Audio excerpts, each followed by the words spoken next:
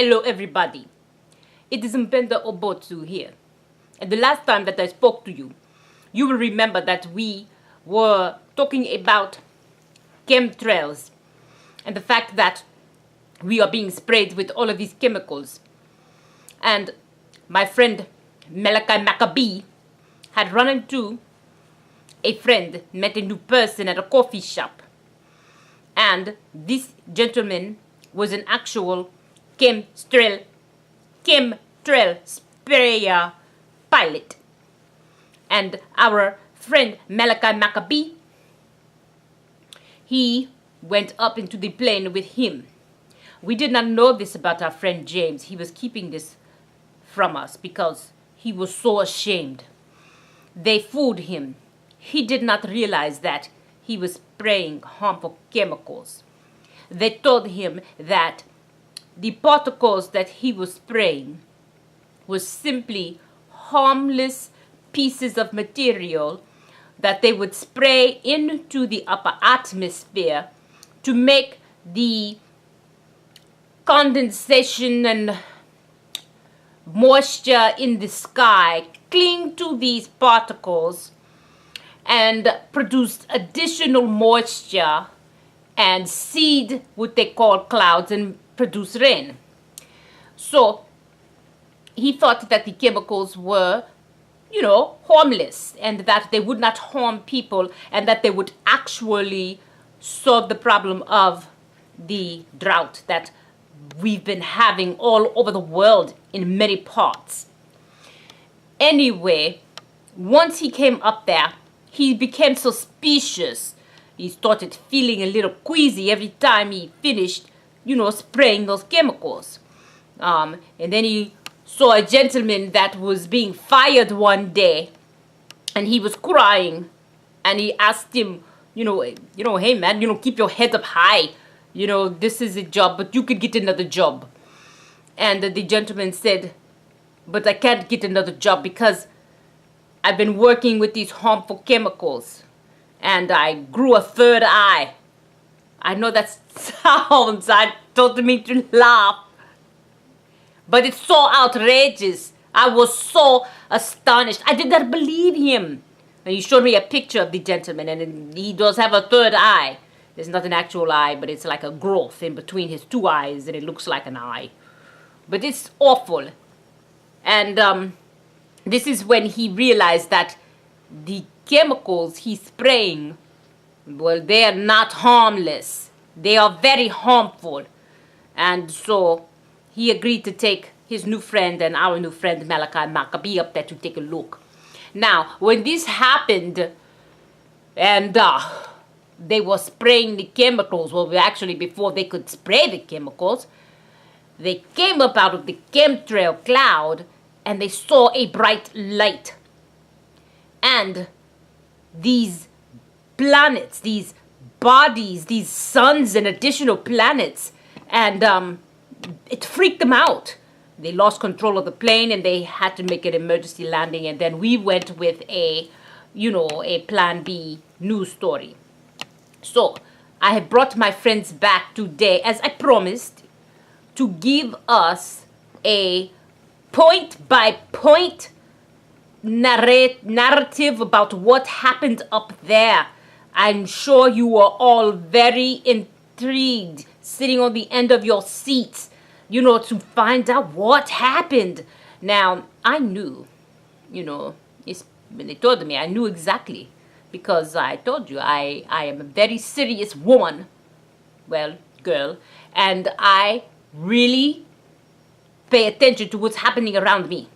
So I knew about Nibiru. I knew about the fact that this planet, or this body of planets, it is the sun, 4 planets and 2 moons, and they travel past our solar system, I believe, every 3,600 years or so. That's what they believe. Some people believe that, okay?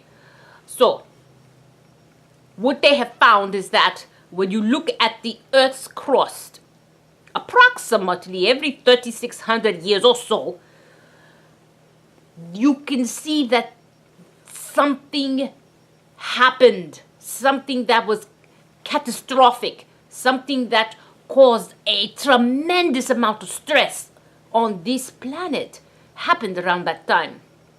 And, when we look at ancient hieroglyphics, in walls and caves of ancient civilizations, they are depicting a story about this red-winged object that comes in the sky, carrying fire with it and balls of fire. Well, there are many astronomers that believe that this is Nibiru and that it has a 3,600-year orbit and that we are due for a pass-by very soon. And this, I believe, is what my two friends saw. And at this time, I will turn it over to my friend Malachi Maccabee and James.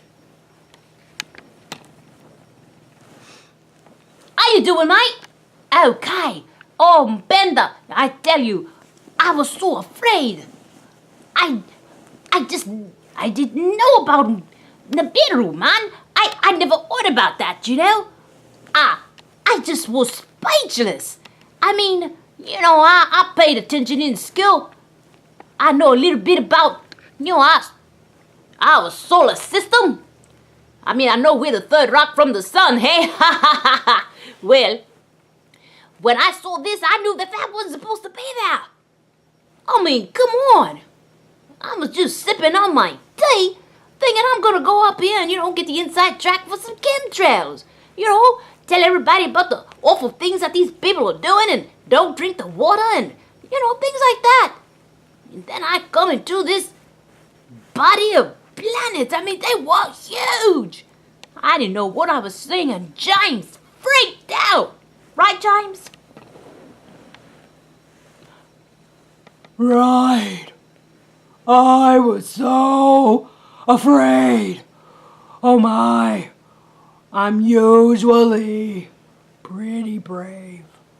But this freaked me out, people. I never seen anything like that. I mean, I never heard anything like that. I've never seen anything like that. I know that the little green men were gonna come out. It really freaked me out, Pet. It really freaked me out. Well, I understand perfectly well why something like that would freak the both of you out. And I have some updated news that some of my relatives contacted me with. And I'm going to post that video in the description box below this video. But on the February the 6th, I'm sorry, so excited. My hometown, small tiny little village in Nigeria. I mean, sometimes I just call it small village. Sometimes I call it a tiny village. But the real name is really tiny small village. That's what it's called. A tiny small village.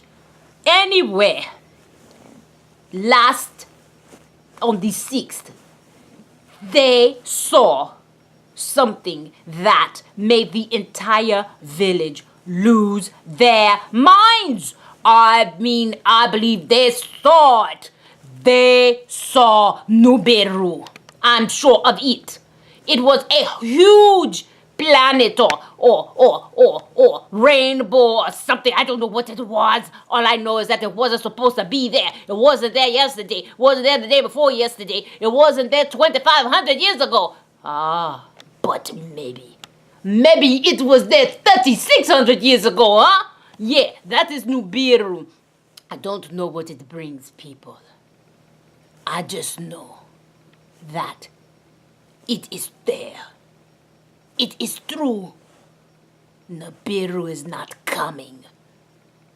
Nibiru is here. Oh, blow me when she says stuff like that. It just freaks me out. What does that mean, mate? What does that mean? I mean, I heard stuff like polar shifts and meteorites and the ocean water stopping. I don't don't know what this means. What do we do, Panda? What do we do? Okay, grab a hold of yourself. It's nothing that we can do. What can we do? We can't stop the planets from coming. We can't push them out of our solar system. But what we can do is we can be prepared. Go out, get yourself some food, some water. And then, if you are a person of faith, which I hope you are, have a little talk with the Most High. Say your prayers. Pray. Help your neighbor. Get water, get food. And keep your eyes open. Go on the internet. See what other people are seeing. There were these people in Germany. They saw two suns. I mean, just as plain as I'm looking at this camera right now. They saw two suns in their sky in the daytime. Now, I don't know about you, but the first time that I knew and I looked around, we only had one sun in our solar system. So where did the other one come from? Hey, you tell me. And the reason why you're not seeing it is because of the chemtrails. Yes. This is why you keep seeing all of those chemtrails being sprayed, because they're keeping this information from you. They're blocking the fact that every sunrise and sunset, Nibiru is very, very visible to the naked eye. And they think that, I don't know, I guess they think the citizens are gonna freak out or something, But I have faith in our fellow citizens. I do not believe that we will freak out.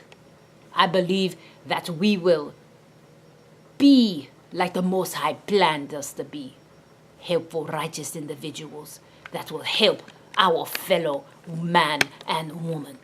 So, people, go to that video and look for yourself. In the meantime, we are going to be doing more interviews about Nibiru and exactly what this means and how we can prepare for it. Do any of my friends have anything more to say? I think you said it all, Bender. All I can say is that I know I'll be looking up from now on. And I'll be going back up in that plane with my friend James. I'll be prepared this time. We won't freak out. There won't be any more emergency landings. We're going to get to the bottom of this, people. We're going to find out once and for all. Is Nibiru here or not? What do you think, James? Well, I think that I need to have a chance to redeem myself. So I'm all in. I'm a brave person and I'm gonna prove it to you. So, count me in, friends. There you have it. The people have it. We will stay with you. We will not abandon you at your time of need. You can depend on the crew. That is what we're calling ourselves, the crew. Okay, we're calling ourselves the crew, everybody. Okay, yeah. The crew. The crew is true to you. This is Mpenda Obotsu, signing out.